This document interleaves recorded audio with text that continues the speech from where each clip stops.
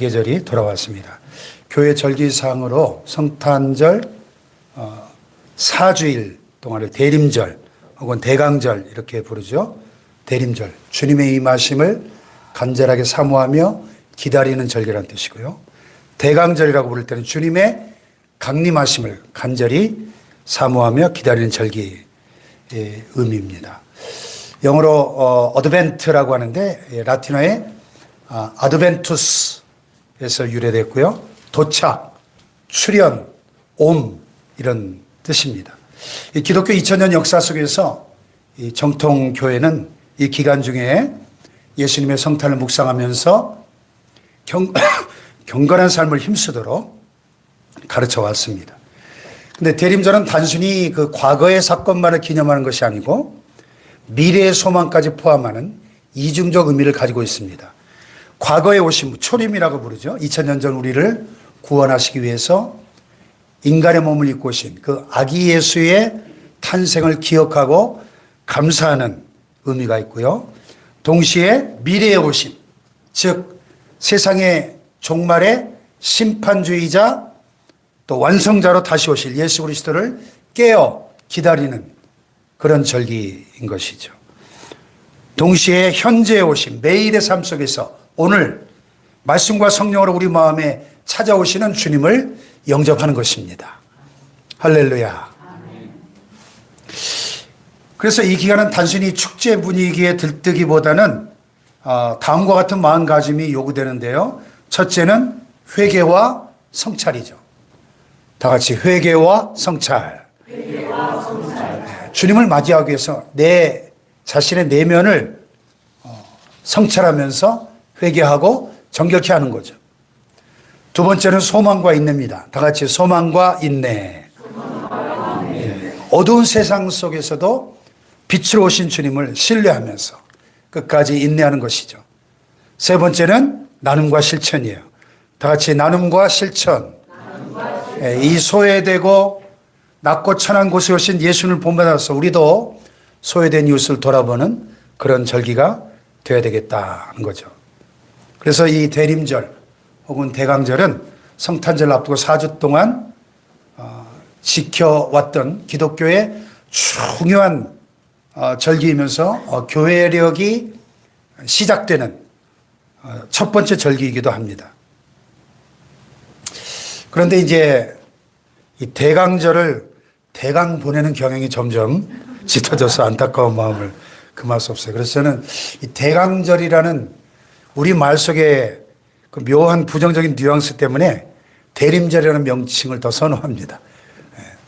대강절 그러면 대강 지키는 것 같아가지고 대림절로. 네.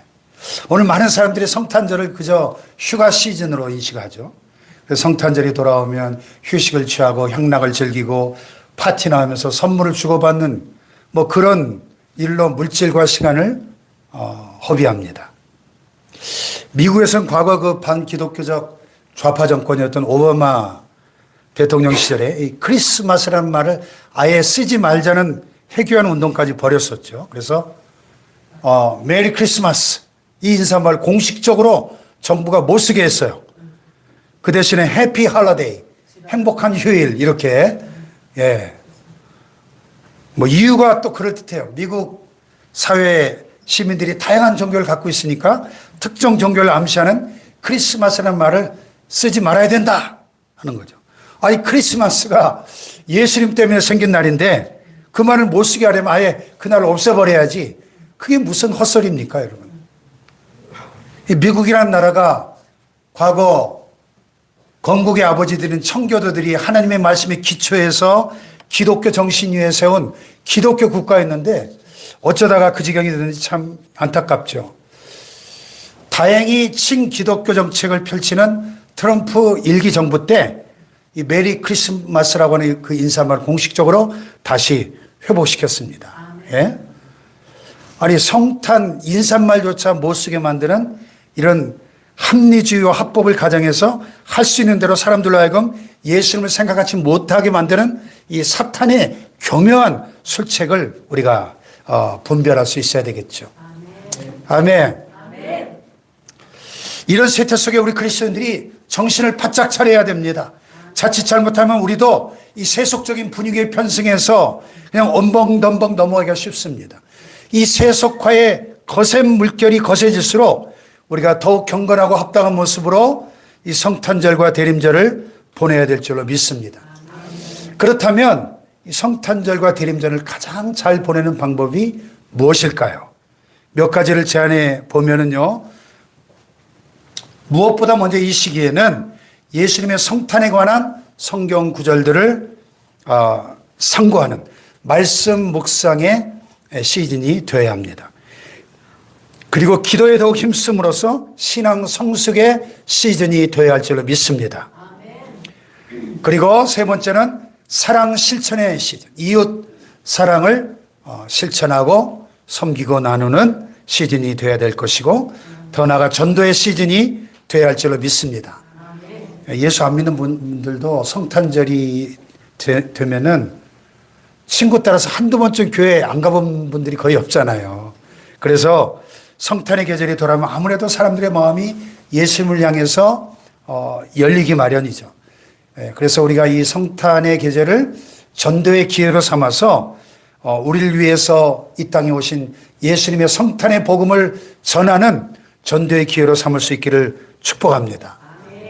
그래서 요즘 또 이 디지털 시대가 돼가지고 성탄 카드 요새 사라진 지가 한참 됐는데 한번 아날로그로 돌아가서 성탄 카드를 좀 이 기독교 정신 잘 담긴 성탄 카드를 골라서 전도 대상자에게 사랑의 메시지를 담아서 전달한다면 또 좋은 전도 기회가 되지 않을까.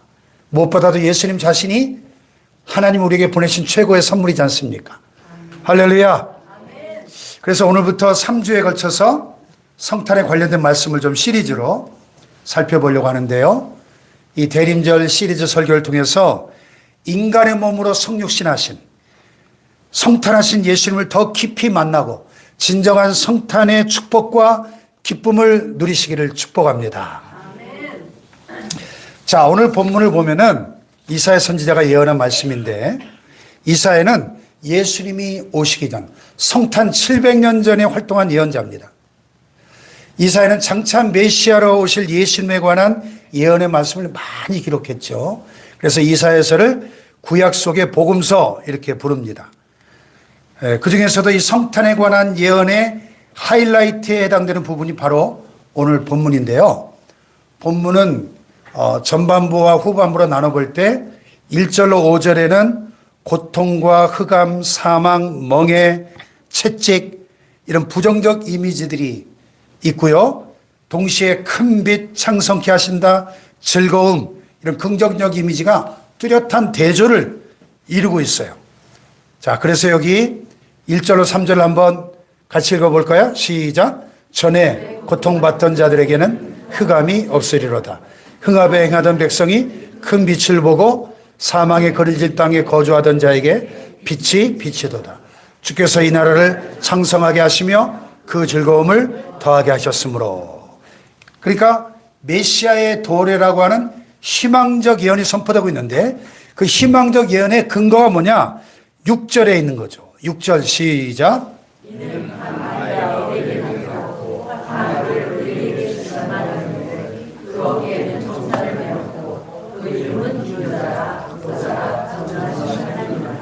영전하신 아버지라 평강의 왕이라 할 것임이라. 아멘.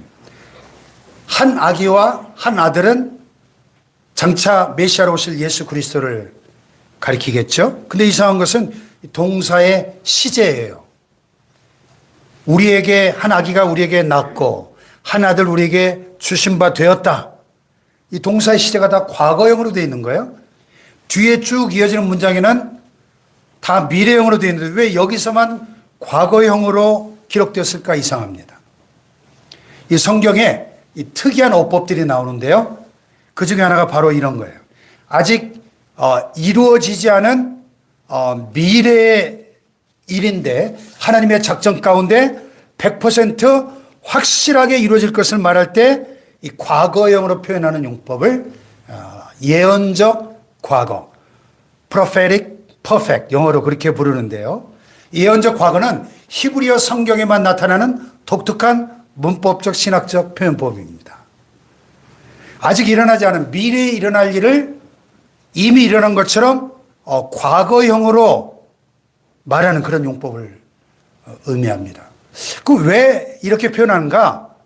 하나님께서 작정하신 일은 미래에 속한 일이지만 그 성취가 너무 확실하기 때문에 이미 일어난 사건처럼 말하는 거예요. 예를 들어서 오늘 본문 2절에도 흑암에 행하던 백성이 큰 빛을 보았도다. 예수님이 아직 오시지 않았지만 이미 일어난 것처럼 말하고 있는 거예요. 또 이사야 53장 그 유명한 메시아 순환시죠. 그가 실로 우리의 질고를 지셨고 우리의 슬픔을 당하였다. 예수님의 십자가 고난은 아직 이루어지지 않은 일이지만 미래 사건이지만 과거형을 사용해서 또 오늘 본문 6절에도 한 아기가 우리에게 낳았다. 한 아들 우리에게 주신 바 되었다. 이 성탄은 700년 뒤에 일어날 미래 일이지만 그 성취가 너무 확실하기 때문에 하나님의 작정의 확실성을 드러내는 신학적 표현인 것이죠. 또 그 어깨에 정사를 메었다. 이 정사, the government, 영어 성경에 주권, 통치권, 즉 왕권을 가리키는 그런 표현이에요. 고대 왕들은 어깨에 왕권을 상징하는 열쇠나 금사슬을 이렇게 걸쳤다고 합니다. 그래서 그 어깨에 정사를 메었다. 이것은 예수님이 왕이심을 가리키는 거죠. 요한계시록 19장에 지상에 재림하시는 예수님의 모습을 묘사하는 가운데 이런 구절이 있죠. 그 옷과 그 다리에 이름을 쓴 것이 있으니 뭐라고 쓰여 있어요? 만왕의 왕이요 만주의 주라. King of Kings. 만왕의 왕. 예수님은 온 우주 만물을 통치하시는 만왕의 왕이신 줄로 믿습니다. 그 다음에 이제 예수님의 별명들이 쭉 이어서 읽어대고 있습니다. 그 이름은 시작.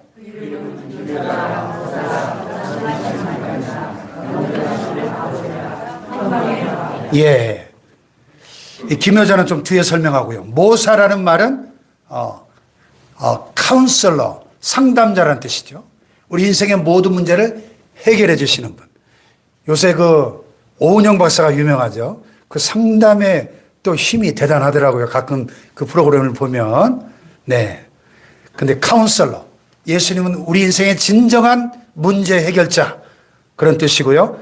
전능하신 하나님. 예수님의 신성을 표현하는 그런 호칭이죠. 영존하신 아버지.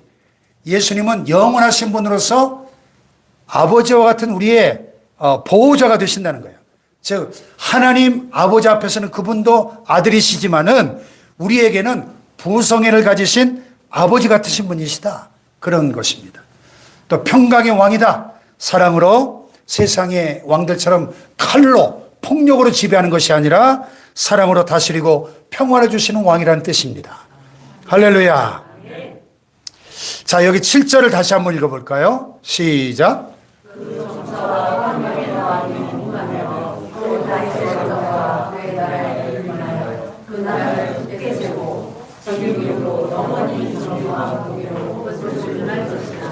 만군의 여호와 열심히 이를 이루시리라. 아멘. 여기서 무궁하며 영원이라는 표현에 주목해 보십시오. 예수님의 왕권은 영원한 왕권이라는 뜻입니다. 또 그것은 다윗의 왕위를 계승하신 것인데 그러나 그 나라는 다윗의 나라보다 월등한 영원한 하나님의 나라라는 거예요. 그 영원한 하나님의 나라를 다스리시는 영원히 통치하시는 영원하신 왕이시다 하는 뜻입니다. 할렐루야. 이 메시아가 그리스도가 오시는 사건은 만군의 여호와의 열심히 이를 이루시리라. 하나님의 그 열심, 즉 강렬한 사랑으로 반드시 성취하실 것이다 하는 뜻이죠. 할렐루야. 자, 그런데 오늘은요 이 말씀에서도 특별히 6절에 예수님의 별명이 기묘자로 예언된 것이 특이한데요. 그래서 오늘의 설교 제목을 예수 놀라우신 이름, 이렇게 주제를 정해본 것입니다. 자, 기묘자. 기묘자? 요즘 잘 안 쓰는 표현인데 기묘하다는 말이 히브리어로 펠레, 축구 황제 펠레 말고 펠레라는 히브리어는 이상하다, 희한하다, 신기하고 놀랍다 이런 뜻이에요. 그러니까 이사야는 장차 오실 메시아 예수 그리스도가 놀라우신 분임을 강조하고 있는 겁니다. 그래서 영어 성경에는 wonderful 이렇게 번역을 했어요. 이 성경에 이 기묘자라는 이 펠레라고 하는 단어가 딱 2번 사용됐는데 사사기에 한 번 더 나옵니다. 삼손 사사의 아버지 마노아에게 그 부부에게 하나님의 사자가 나타나서 삼손의 탄생을 예고하니까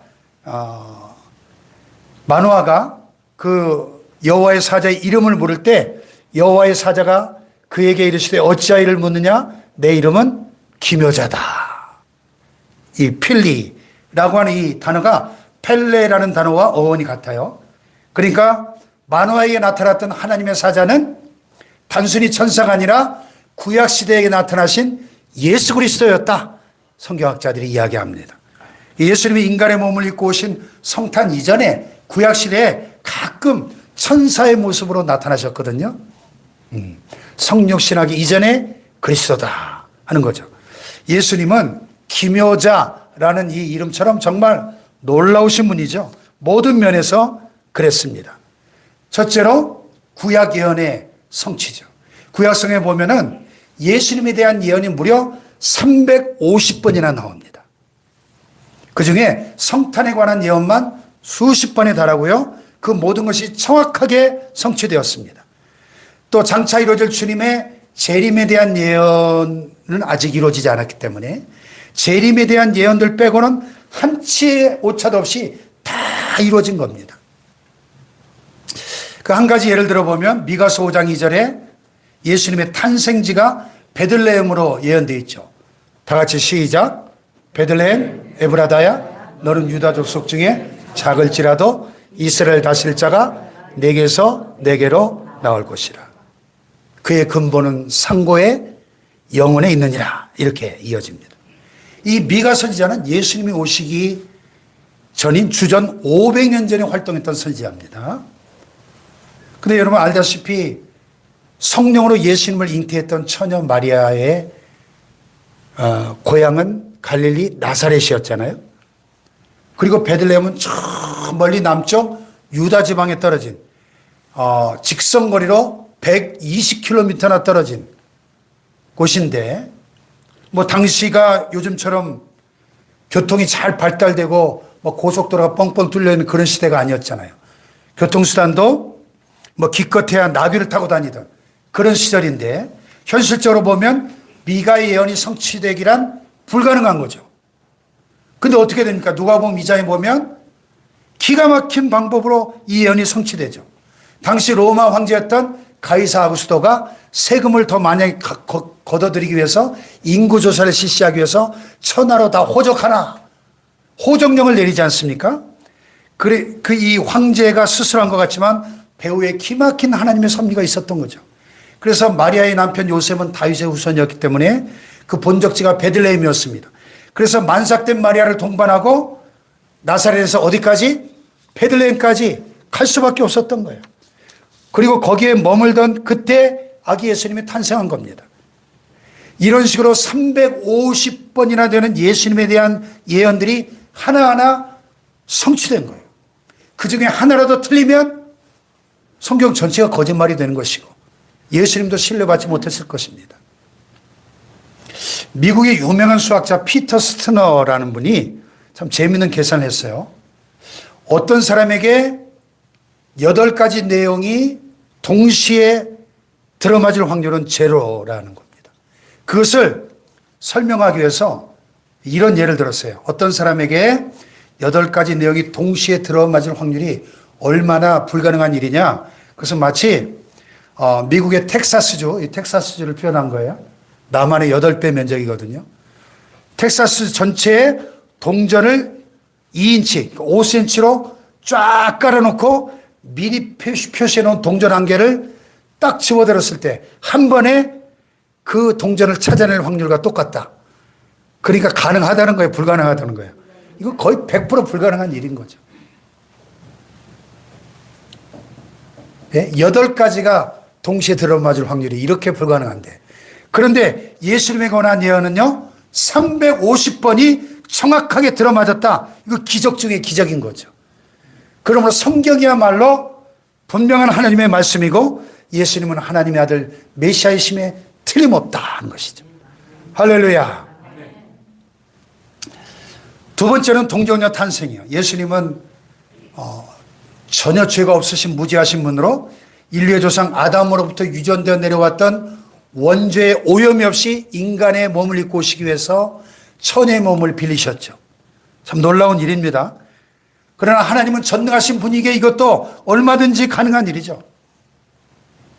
천사가 마리아에게 수태고지를 할 때 마리아가 놀라면서 나는 남자를 알지 못하는데 어떻게 이런 일이 일어날 수 있습니까? 할 때 천사가 뭐라 그랬어요? 성령이 내게 임하시고 지극히 높으신 이의 능력이 너를 덮으실 것이다. 대저 하나님의 모든 말씀은 능치 못하심이 없느니라 그랬습니다. 할렐루야.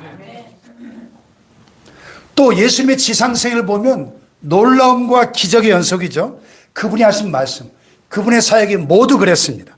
그분이 말씀하시면 모든 청중들이 깜짝 놀랐죠. 산상수훈이 끝났을 때 무리들이 그 가르치심에 놀라니 이는 그 가르치신 것이 권세 있는 자와 같았다 그랬습니다. 군대 귀신 들렸던 거라사 광인에게 귀신을 쫓아내신 다음에 치유된 그 거라사인 사람이 사람들에게 예수님을 증거할 때 모두가 깜짝 놀랐죠. 사람들이 모든 사람이 놀랍게 여겼다 그랬어요. 또 갈릴리 풍랑을 잔잔케 하시고 그때 제자들과 모든 주변 사람들이 놀랍게 여겼다. 이분이 어떠한 사람이기에 바람과 바다도 순종하는가 했죠. 할렐루야. 또 그분의 죽으심은 얼마나 놀라운 죽음입니까? 당시 로마 총독이었던 빌라도가 무죄를 선언했는데 불법한 유대인들이 저항하니까 총독 자리에 위협을 느낀 빌라도가 십자가형을 집행합니다. 아무 죄가 없으신 분이 피 흘려 죽으신 거죠. 억울한 죽음이잖아요. 그러나 하나님은 그 십자가를 사용해서 인류의 모든 죄를 대속하시는 십자가의 복음을 세우신 줄로 믿습니다. 그래서 이제 누구든지 예수님의 대속을 믿기만 하면 죄사함 받고 영생을 얻게 해주신 겁니다. 하나님의 공의도 세우시고 사랑도 세우시면서 이 예수님을 믿기만 하면 누구든지 구원하시니 얼마나 놀라운 방법입니까? 할렐루야. 또 부활과 승천. 십자가에 달려 죽으신 예수님이 돌무덤에 매장되셨는데 사흘째 되는 날 새벽에 부활하셨습니다. 사망 권세를 이기신 거죠. 그리고 하늘나라에 올라가셨습니다. 여러분, 죽은 자가 살아나다니 얼마나 놀라운 일이에요. 그리고 부활하신 몸으로 하늘나라에 올라가셨다니 또한 얼마나 놀라운 사건입니까? 할렐루야. 그 다음에 또 하나는 성령을 통한 임재예요. 자, 지금도 우리가 이렇게 예배를 드리고 있는데 예수님이 이곳에도 우리와 함께 계시고 저 서울에 있는 교회들에도 함께 하시고 저 부산에 있는 교회에도 함께 계시고 할렐루야. 저 일본에서 지금 예배하는 분들에게도 함께 하시고 어떻게 그럴 수가 있죠? 성령으로 우리와 함께 하시기 때문에 가능한 거죠. 만약에 예수님이 승천하시지 않고 지상에 계셨다면 육신으로 계셨다면 불가능했을 거예요. 그게. 그러나 성령님을 보내주셔서 성령으로 여러분 시간과 공간을 초월해서 우리와 함께 하시는 줄로 믿습니다. 지금 우리 믿는 자들의 각 사람의 마음속에 와 계시고 우리 곁에 와 계신 줄로 믿습니다. 놀라운 일이죠. 또 일곱 번째는 재림. 하나님 보좌 우편에 계신 예수님이 장차 재림하시는 이것이 얼마나 또 놀라운 일입니까? 심판의 주님으로 재림하셔서 그때 예수 믿고 구원받은 성도들은 다시는 죽지 않을 몸으로 부활하게 될 줄 믿습니다. 그리고 영원한 하늘나라에서 영생 복락을 누리게 될 줄로 믿습니다. 그래서 예수 그 이름은 이렇게 처음부터 끝까지 정말 놀라우신 분이요. 기묘자라는 이름 그대로 Wonderful Jesus, 놀라우신 분인 줄로 믿습니다. 예수님은 이 기묘자 예수를 믿는 성도들에게 찾아오셔서 놀라운 일들을 행하십니다. 첫 번째로 예수님이 우리 영혼에 찾아오실 때 놀라운 변화가 우리 영혼에 일어나죠. 내 영혼에 하나님의 나라가 임하게 될 줄로 믿습니다. 예수님이 왕이 되셔서 내 마음을 다스리실 때 내 마음이 천국이 되는 거예요. 우리가 장차 육신의 죽음 이후에 들어갈 천국도 사모해야 되지만은 지금 내 영혼에 이루어지는 이 심령의 천국을 맛보아야 될 줄로 믿습니다. 그것이 지금 여기서 맛보는 영생이요 신앙의 진수인 것이죠. 그럴 때 내 영혼의 기쁨과 평안이 흘러넘치게 될 줄로 믿습니다. 그래서 우물가에 물길로 왔던 사마리아 여인이 예수님의 이 말씀을 통해서 다 같이 한번 읽어볼까요? 시작.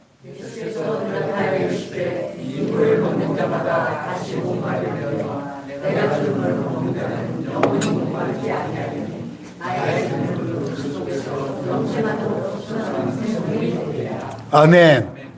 남편을 5번이나 갈아치웠던 이 죄 많은 여인이, 고달픈 인생을 살던 그 여인이 예수님이 주시는 이 생수, 영원히 목마르지 아니하는 영생하도록 솟아나는 샘물, 즉 영생의 기쁨을 발견하고 나서 그렇게 피하고 싶었던 마을 사람들에게 달려가서 전도자로 변화되지 않습니까? 물동이를 내동댕이 치고 얼마나 놀라운 변화입니까? 할렐루야.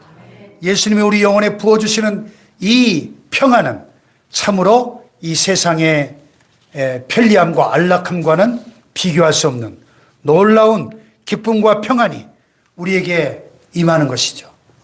할렐루야.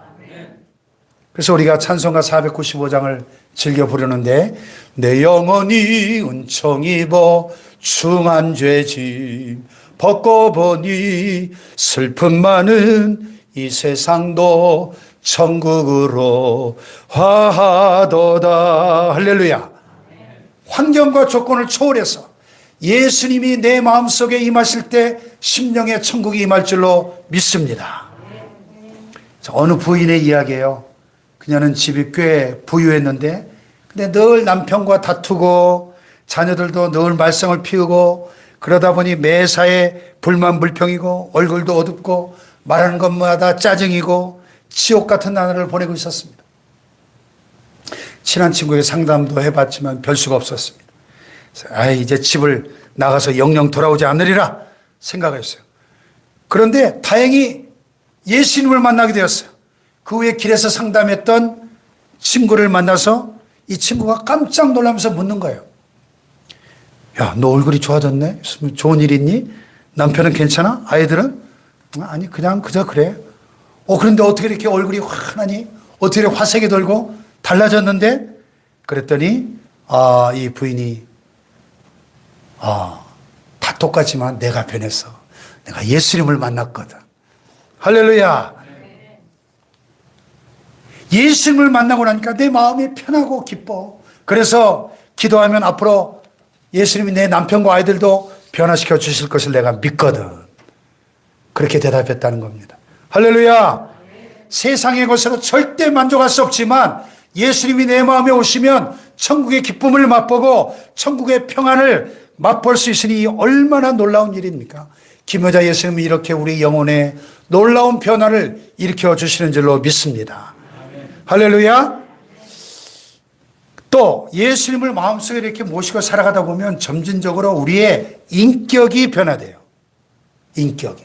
죄와 욕심을 따라 살아가던 옛사람의 모습이 사라지고 예수님의 인격을 닮은 새 사람의 모습으로 변화되는 것이죠.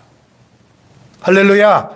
한국교회 초기에 위대한 봉사했던 김익두 목사님은 회심하기 이전에 평안도 지역에 아주 악명 높은 깡패였습니다. 술과 폭력과 욕설과 도박을 일삼았고 얼마나 성미가 거칠고 사나운지 사람들이 공포의 대상이었습니다. 그래서 사람들이 김익두가 지나간다 말만 들어도 아이들은 숨고 어른들은 문을 걸어 잠글 정도로 이렇게 하루 일과를 시작하면서 대문을 나설 때 제발 오늘은 김익두를 만나지 않게 해주십시오. 이렇게 빌면서 나왔다는 거예요. 네. 어느 날 동네에서 부흥회가 열린다는 소식을 듣고 술에 만취한 채 오늘 저 교회를 한번 뒤집어 놔야 되겠다.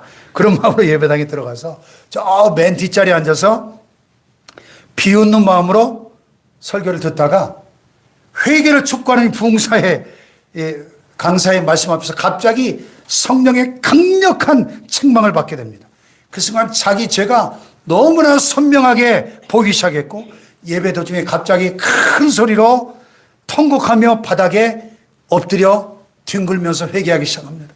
내가 죄인입니다. 내가 죄인입니다. 외치면서 울었고, 사람들이 다 돌아간 후에까지도 강대상 앞에서 한참을 울며 회개했다고 전해집니다. 그 후에 이 유명한 깡패 김익두가 완전히 다른 사람이 된 겁니다. 이 김익두가 회심하고 나서 제일 먼저 한 일이 뭐냐면, 자기를 알고 있는 모든 사람들에게 부고장을 버는 거예요. 부고장. 김익두 사망. 부고장. 그렇게 좋아하던 술을 다 끊어버리고, 폭력을 버리고, 욕설이 사라지고, 도박판을 떠난 거예요. 무엇보다 놀라운 것은 그가 과거에 상처 주고 피해를 입혔던 사람들을 하나하나 찾아가 용서를 구하고 빼앗았던 것들을 다 돌려줬다는 겁니다. 그를 가장 두려워하던 사람들이 이제 김익두를 보면서 야, 진짜 하나님 살아계시네 했다는 겁니다. 사람들이 놀라서 묻곤 했답니다. 김익두, 네가 정말 변했냐? 그때마다 그가 이렇게 대답했다는 거예요. 내가 변한 게 아닙니다. 예수님이 내 안에 들어오셨습니다. 할렐루야. 그 후에 신학교에 들어간 목회자 되고 1910년대부터 30년대까지 한국교회 부흥운동을 이끈 대표적인 부흥사가 되었습니다. 그래서 그가 말씀을 전할 때마다 수많은 사람들이 회개하고 깨어진 가정들이 회복되고 깡패들이 변화되고 병든 자들이 고침을 받는 놀라운 일들이 계속 일어났습니다. 그래서 사람들이 그분을 볼 때마다 한국의 어거스틴 이렇게 불렀어요. 방탕했던 인생이 예수를 만나서 거룩한 인생으로 완전히 바뀐 그의 모습이 초대교회 성자 어거스틴을 떠올리게 했기 때문에, 할렐루야. 이런 김익두 목사님의 놀라운 변화는 바로 고린도후서 5장 17절의 말씀을 생생하게 증명하는 그런 대표적인 회심이죠. 누구든지 시작. 이전 것은 지나갔으니 보라 새 것이 되었도다. 할렐루야. 폐품 같았던 그 인생이 예수님의 손에 붙들리자 사람을 살리는 명품 인생으로 바뀐 줄로 믿습니다. 김효자 예수님은 이렇게 우리의 인격을 놀랍게 변화시켜 주신다는 것입니다. 사랑하는 여러분, 이번 대림절과 성탄절에 김효자 예수님을 깊이 영접하시기를 축복합니다. 그래서 우리 마음속에 천국을 이루시고 새 사람으로 변화되어지고 날마다 놀라운 일들을 체험하시기를 주님의 이름으로 축원합니다. 축원합니다. 다 일어나십시다. 예수 우리 왕이여, 이곳에 오셔서